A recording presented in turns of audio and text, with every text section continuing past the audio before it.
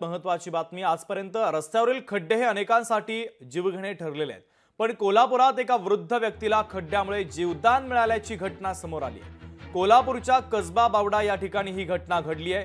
65 वर्षीय पांडुरंग उल्पे यांना अचानक चक्कर आली आणि ते घरातच कोसळले। यावेळेस नातेवाईकांनी तातडीने त्यांना रुग्णालयामध्ये उपचारासाठी दाखल करण्यासाठी घेऊन गेले, मात्र डॉक्टरांनी त्यांना मृत घोषित केलं। नातेवाईकांनी पांडुरंग तात्यांना अंत्यसंस्कारासाठी घरी घेऊन ते जाऊ लागले।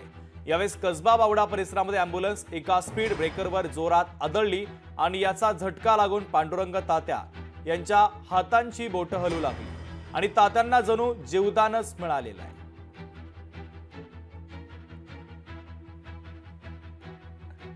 जरा गरगरल्यागत झालं। पुढच्या वर्ष ते डोळ्याच माझं झाकलं।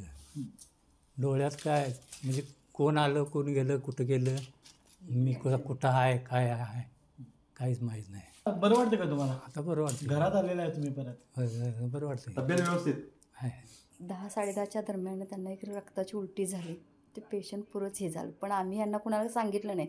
आमच्या मुलगीला आणि आमच्या मामाच्या एका मुलग्याला आत घेऊन त्यांनी डॉक्टरने सांगितलं आपण 2 तास अजून वाट बघू शकतोय, कोण असलं तर त्यांचं जवळच बोलवा। मग यांच्या मुलगीला बोलवायचं होतं फक्त। आता म्हटलं हाय पेशंट चांगलं बोलवाय सकाळी तर नाही म्हणजे बोलवा, अजून 2 तास आपण बघूया वाट। कोल्हापुरात रस्ता बघतायसच कसं चालू आहे, तर त्यामुळे मग ते ॲम्ब्युलन्स जरा दणक्यानं काय झालं, बरोबर भगव्या चौकाच्या पुढे आल्यावर बोटं हल्ली त्यांची पेशंटची। ॲम्ब्युलन्समध्येच त्यांनी वरनं डॉक्टरांना बोलवलं, मग आमच्या सिस्टर मयुरी असल्याकडनं आत खाली बोलवलं, सगळं मिशन आणलं, छातीची पट्टी काढली तर चालू झालं हृदय।